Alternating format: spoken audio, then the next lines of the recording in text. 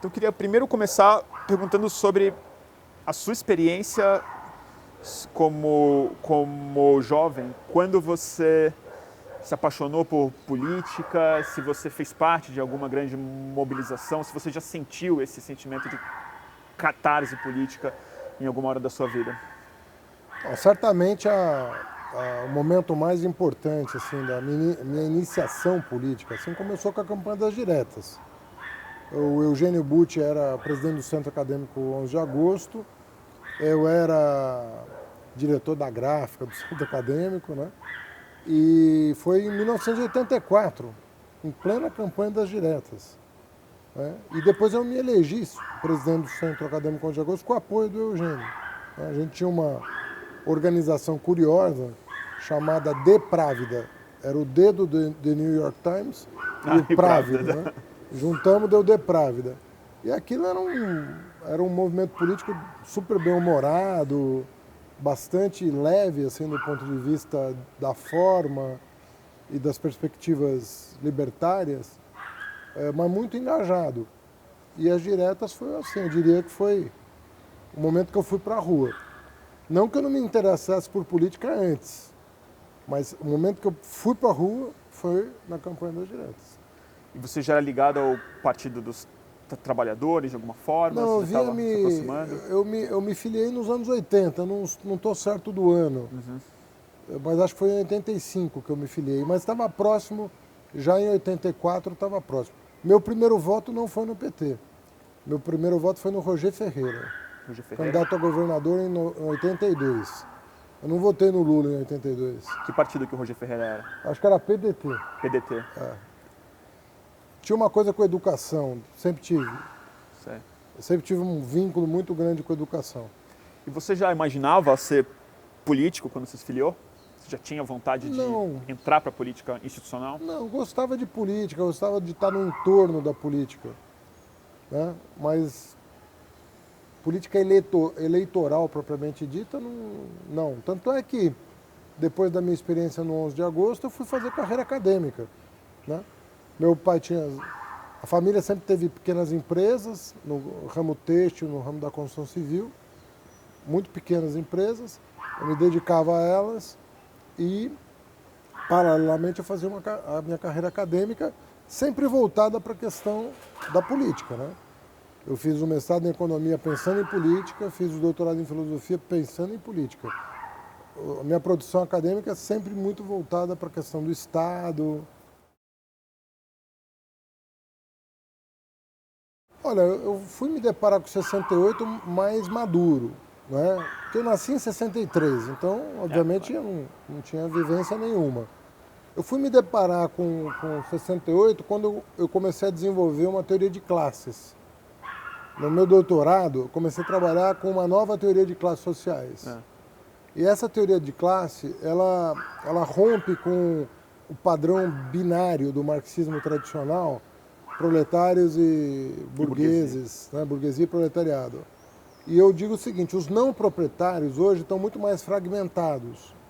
Você tem um lumpen proletariado moderno, que não estava no imaginário do marxismo tradicional, e você tem uma classe de agentes da inovação que hoje é muito numerosa, que é gente que não vende propriamente força de trabalho, mas vende força criativa, não vende força reprodutiva.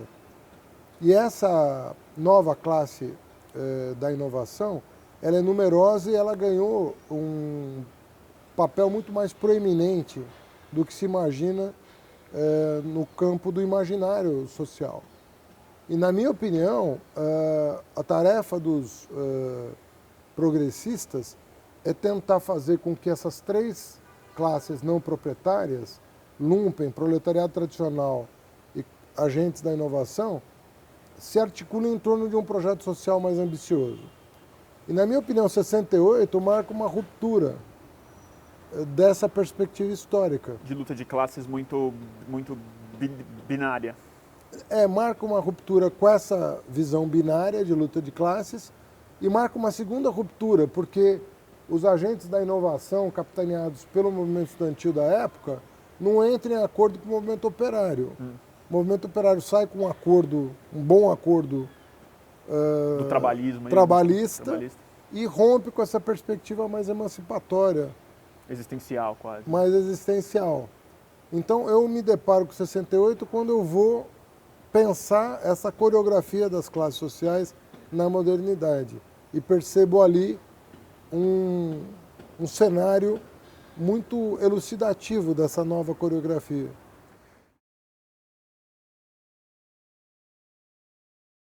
Você vê alguma relação nesse sentido um pouco mais analítico em termos dessas novas disputas de classe, dessa reconfiguração, melhor falando, entre 68 e o que aconteceu no país em junho de 2013?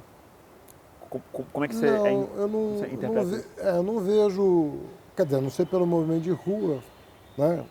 O povo na rua e tal, sempre lembra alguma coisa, mas não, eu acho que na verdade, eu acho que o 13 é 68 com um sinal trocado, na verdade. Em que sentido? No sentido de que a tese que eu procurei desenvolver recentemente num ensaio é de que, muito bem, o povo foi para a rua protestar contra a tarifa, mas o que houve, de fato, de mais importante não foi isso. O que houve, de fato, mais importante foi o sequestro pela direita da forma de organização daquele movimento original. Na verdade, a minha tese é de que a direita estava com muita dificuldade de se exprimir politicamente. Ela não estava conseguindo encontrar canais de expressão, né, dos seus desejos, das suas vontades, das suas angústias, do seu ressentimento, né? Não estava conseguindo encontrar canal de expressão desses sentimentos. E 2013 deu a chave do ponto de vista da forma. Portanto, o conteúdo do protesto contra a tarifa é o menos importante ali. Se a gente ficar olhando para isso, nós não vamos reconhecer o que, na minha opinião, é o mais importante, que é o sequestro da forma pela direita, criando um canal de comunicação novo. Você veja que em uma semana houve uma reviravolta completa no curso dos acontecimentos. O que parecia um movimento bacana e tal, pró-transporte público, se transformou num movimento de massa bastante reacionário em relação à história recente do país. Mas houve, no início também, houve uma semana, pelo menos em São Paulo, em que a tarifa ainda era a causa principal Sim. do que era possível ser feito do ponto de vista público, de uma resposta do Estado, mas quando houve aquela segunda-feira em que 1 milhão de pessoas foram para a rua, havia uma fauna ideológica Sim. gigantesca, que não dava para falar que era direita cooptando, era mais uma manifestação Sim. muito súbita, muito estranha e que tinha a ver com um caráter essencialmente progressista, que era, na minha opinião, na minha vivência lá, era a rejeição à violência policial, com certeza. E uma repulsa à maneira como a imprensa estava narrando aqueles eventos, né? Havia uma essência muito progressista, ainda que difusa, em uma fase muito estratégica daquele momento lá. Você não identifica isso como Identifico. Na minha opinião, talvez ao invés de dois momentos, como foi tudo muito condensado do ponto de vista histórico, talvez a gente pudesse pensar em 3 momentos. Um momento original de luta contra a tarifa, uma reação cívica contra a violência policial e, finalmente, o sequestro da forma pela direita. Eu concordo que talvez eu preciso reconhecer um elo adicional nessa cadeia de acontecimentos. Como foi tudo muito condensado, é difícil visualizar na sua integralidade. Mas, com certeza, o final do processo, que tudo durou 10 dias, mas ao final do processo houve um sequestro da forma por parte de uma direita reacionária. Você acha que houve algum erro ou uma falha de percepção, algo que a esquerda, no poder, no seu caso, no caso do governo federal, na resposta que o Estado deu naqueles primeiros dias, em termos de se sentir muito mais acuado do que tentar abraçar de alguma forma essa energia? A gente tentou dialogar, né? Mas é próprio desses movimentos recusar o diálogo com o poder constituído, né? Isso é um dos elementos, um dos ingredientes que interessou a direita. O nivelamento do poder constituído, não importa a origem, né? Então, não importa quem esteja a cargo da prefeitura ou do governo do estado, é tudo poder constituído, há uma grande recusa disso. Então a antipolítica estava muito presente desde o começo. E essa dimensão da antipolítica, sem sombra de dúvida, foi a chave, né, que desarmou, né, que desencadeou, vamos dizer assim, esse processo. Então, embora haja 3 momentos distintos, né, como eu procurei descrever, o pano de fundo da antipolítica estava desde o primeiro momento. Então era difícil buscar esse entendimento com a antipolítica. Porque, de repente, para essas pessoas, Fernando Haddad, Geraldo Alckmin, Lula, Fernando Henrique Cardoso é tudo a mesma coisa, né? E aí dá nisso, né? Uma cena que eu me lembro muito, que para mim foi muito significativa, e foi uma coincidência no fundo, mas ela representou muita coisa, que foi você junto com o Alckmin dando uma resposta, primeiro fora de São Paulo, depois abaixando a tarifa coletivamente ali, né? Você não acha que nesse sentido se igualou também? Olha, na verdade, quando o governo federal pediu a mim para postergar o reajuste da tarifa de 6% apenas, né, de janeiro para junho, pediu para o governador também. E eu não sou desleal na política, eu não sou uma pessoa traiçoeira, eu não faço política de forma traiçoeira. Eu acho repugnante quem se comporta nesses momentos mais difíceis como um oportunista barato. Como ele assentiu ao governo federal, que era de oposição a ele, com a postergação do adiamento, eu me senti na obrigação de anunciar a redução no mesmo momento que ele. Não me arrependo disso, porque acho que isso é protocolo. Entendo. E eu não digo vou do me... ponto de vista simbólico mesmo, acho que não é nenhuma questão de ser uma falha, mas de uma compreensão que do outro lado... A compreensão foi o seguinte, essa é a cena. Nós acatamos um pedido do governo federal juntos e estamos acatando um pedido das ruas juntos. Né? E também dando conta de que aquilo traria consequências do ponto de vista dos investimentos na cidade, das metas estabelecidas e pactuadas com a própria população. Não é, as pessoas acham que às vezes é um gesto de vontade. Né? Para conseguir oferecer passe livre para os estudantes, foi 1 ano e meio de trabalho para criar espaço orçamentário para isso. E poderia ter sido esse o pacto, né, com os estudantes. Né? Olha, vamos assinar um protocolo então de entendimento, da gente construir uma saída comum. Possível. Quer dizer, haveria formas mais engenhosas, né, mais edificantes de construção. Mas não se pretendia isso. Né? Não era esse o objetivo. A antipolítica falou mais alto do que tudo naquele momento. E aquilo era uma reafirmação da política. Então, entre a antipolítica e a política, eu fico com a política. Eu sempre vou ficar com a política. E a política de alto nível. A política não oportunista, a política não traiçoeira, a política de alto nível. Como você se sentiu, Junho, dentro da prefeitura? Assim, esse raio caiu muito na sua cabeça. A prefeitura de São Paulo foi o primeiro grande alvo, ela foi sitiada e foi o epicentro do começo de uma energia política que se dissipou no país inteiro de muitas formas. Queria saber do ponto de vista pessoal mesmo, como é que você sentiu isso, como você processou isso individualmente nos próximos meses, nos anos? Eu processei com muita dor, né? Eu saía de uma experiência com a juventude a mais espetacular que um ser humano pode viver, no Ministério da Educação. Sabe, eu rodei o país abrindo escola técnica, universidade, creche, como nenhum outro ministro foi capaz de fazer. Então eu vinha de uma experiência de uma riqueza espetacular. Em 5 meses e 6 dias, você se depara com um anticlímax desse, é muito difícil. Mas eu sabia também, desde o primeiro momento, que ali se iniciava uma crise institucional. Tinha certeza de que ali começava um processo regressivo, né? Você percebeu isso quando?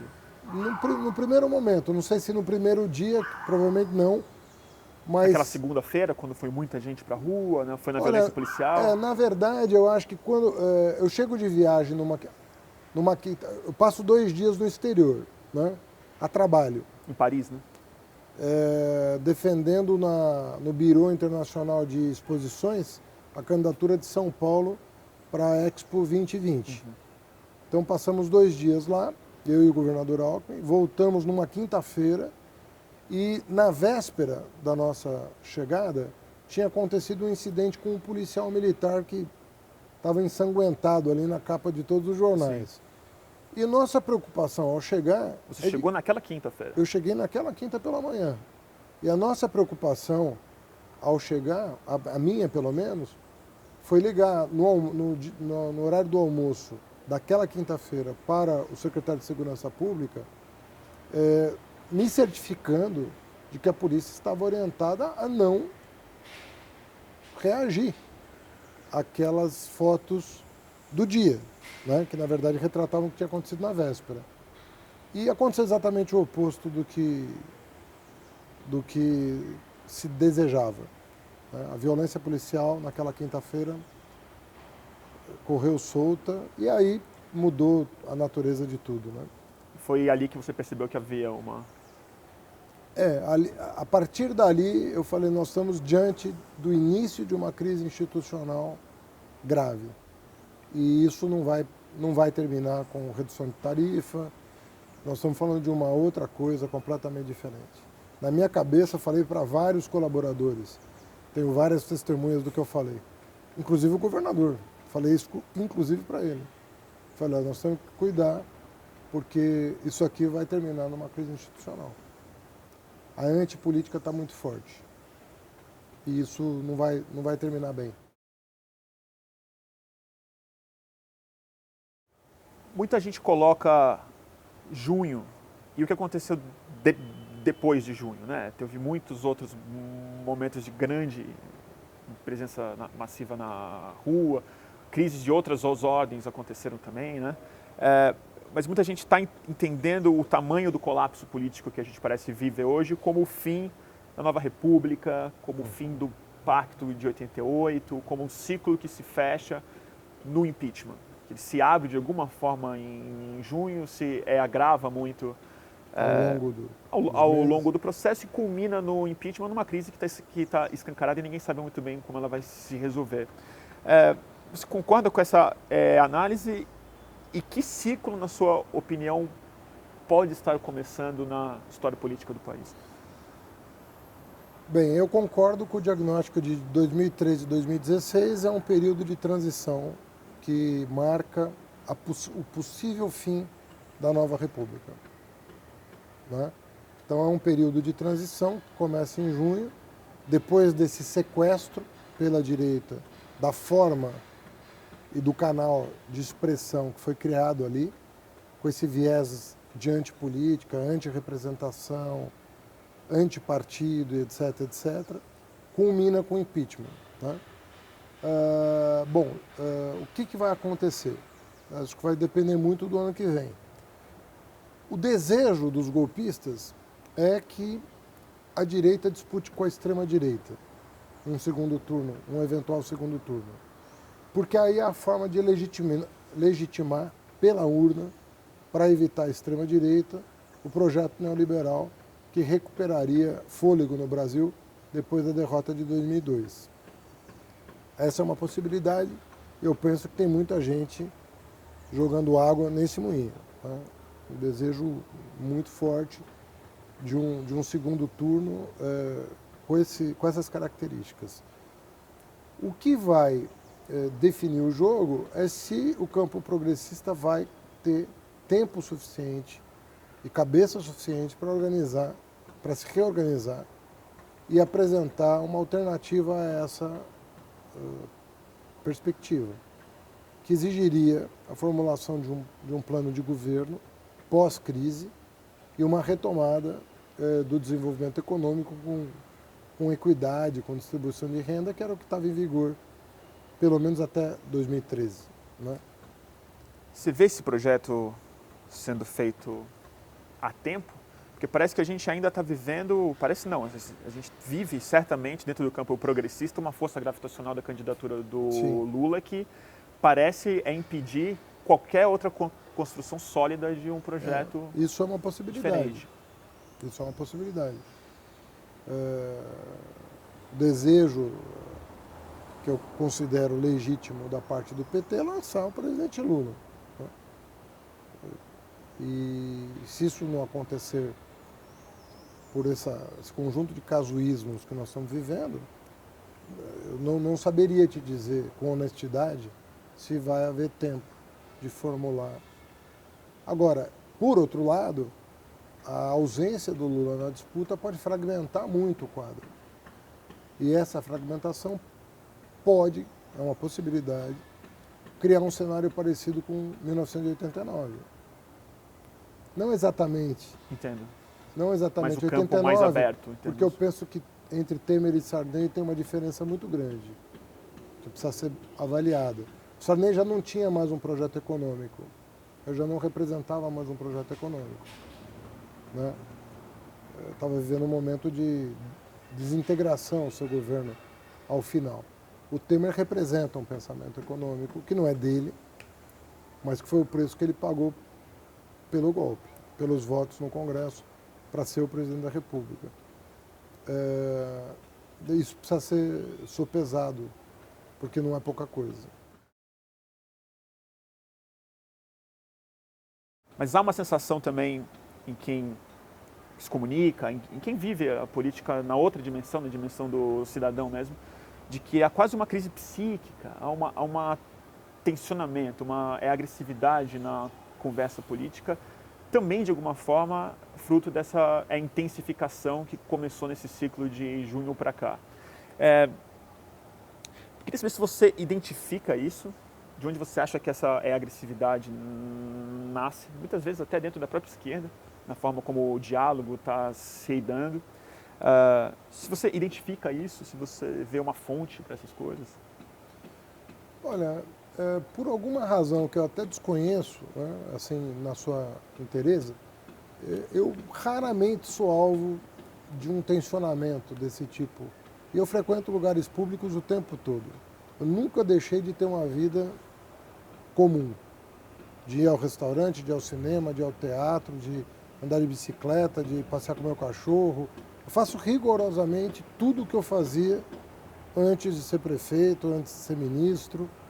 Não mudei a minha rotina em nada, inclusive dispensando segurança, aos finais de semana, procurando ter a vida mais andando de transporte público, andando de metrô, andando de ônibus, andando de tudo. Então, eu nunca senti muito essa tensão em relação a mim. Né? Agora, eu percebo, né, nas redes sociais, eu percebo, às vezes, por vídeos que capturam imagens de agressões.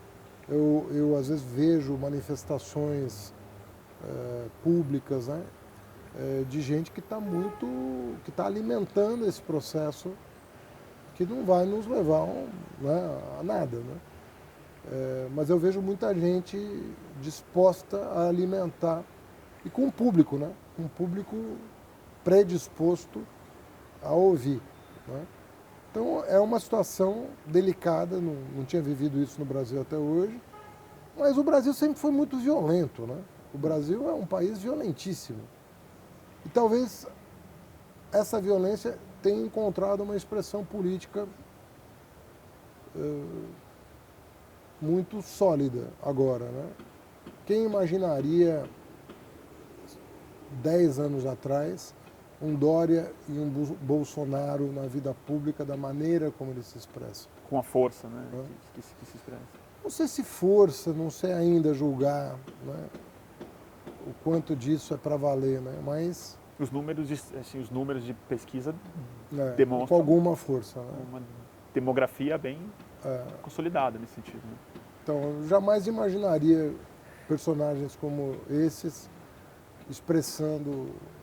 se expressando politicamente dessa forma. Qual você acha que são as novas fronteiras para a esquerda se recolocar com uma proposta, com uma visão ambiciosa e que consiga transcender um pouco essa imagem mitológica para algumas pessoas e fantasmagórica para Bom, outras? você está diante de um socialista que comemorou a queda do Muro de Berlim. Então, eu sempre fui um socialista que achava que aquela herança soviética era um fardo pesado demais para a esquerda carregar e que aquilo jamais geraria uma sociedade emancipada. Eu não acredito em emancipação através do autoritarismo. Não consigo enxergar como é que você vai chegar à liberdade, né? Você vai atingir a liberdade a partir da força bruta. Então, jamais, como socialista, jamais apreciei, escrevi até um livro com 26 anos de idade, tecendo críticas duríssimas àquele modelo de organização da sociedade. E dizendo que aquilo não tinha nada de socialista. Aquilo era uma transição para o capitalismo autoritária, né? Uma acumulação primitiva das mais cruéis da história. Era assim que eu caracterizava o modelo soviético, como um despotismo industrialista, vamos dizer assim, né? A esquerda agora, diante do fracasso dessa revolução, dessa pseudo-revolução, né, que na verdade só se deu em país atrasado, né, sem nenhuma perspectiva histórica, e com um intuito muito mais de atingir o padrão de desenvolvimento dos países avançados do que outra coisa, do que gerar bem-estar para as pessoas, né? Embora eu não negue alguns avanços, né, mas não era uma sociedade socialista que está sendo gestada ali.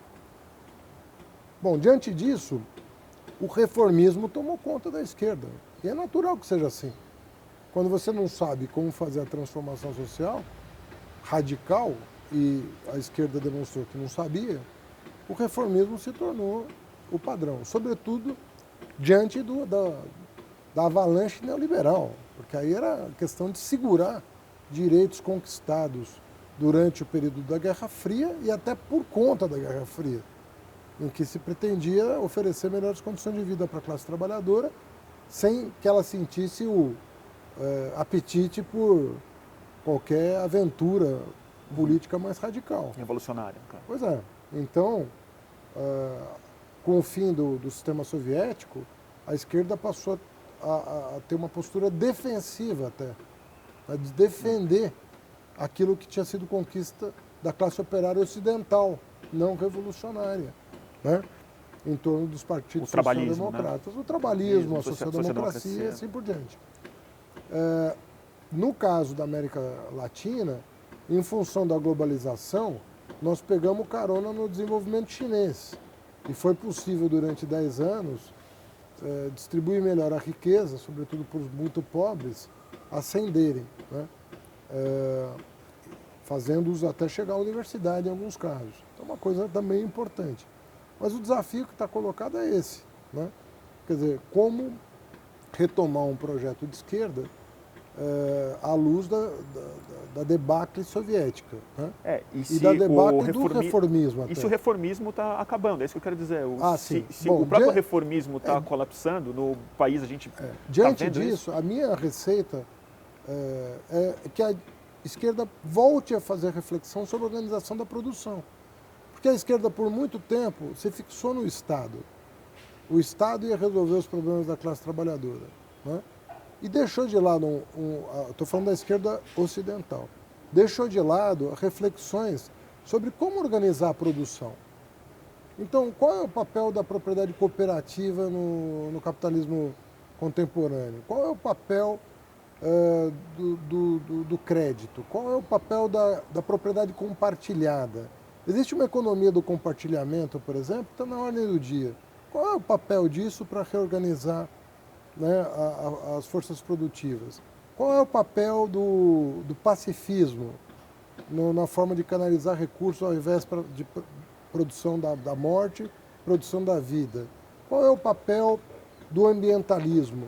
É possível uma visão socioambiental da questão dessa agenda? Né?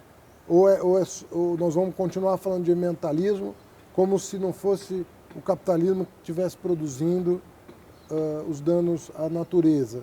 Tem uma outra forma de produzir, tem uma outra forma de se reorganizar.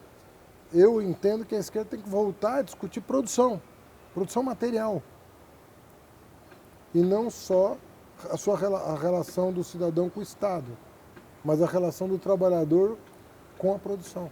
Nós deixamos de lado esse debate.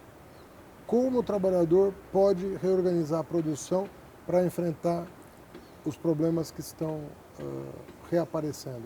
E esse abandono, você acha que foi em nome de eleições, em nome de um reformismo? Eu acho que esse abandono dessa discussão se deu por duas razões. No Oriente, a ideia de que a propriedade estatal é a solução. Então nós começamos a mistificar a propriedade estatal, equivocadamente. A propriedade estatal não emancipa nada. A segunda coisa é o seguinte: no Ocidente, não a propriedade estatal, mas o Estado provedor. O Estado que arrecada e provê os bens essenciais para a classe trabalhadora, inclusive os serviços públicos. Então nós mistificamos, de um lado, a propriedade estatal e do outro o estado de bem-estar social, que é o estado provedor. E paramos de discutir a organização da produção. E com as novas tecnologias, são infinitas as possibilidades de reorganização da produção. Percebe? E nós não estamos dedicados a isso.